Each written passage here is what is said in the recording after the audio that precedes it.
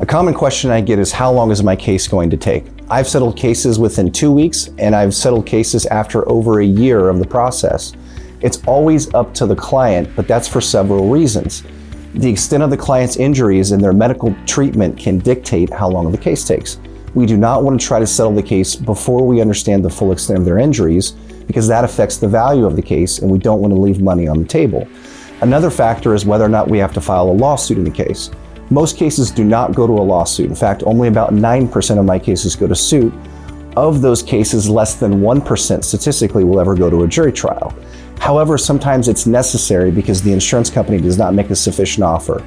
If that happens, we will give the client recommendations as to what they can do in the case, and it will always be their decision about whether they continue to treat, settle the case early, or actually file a lawsuit.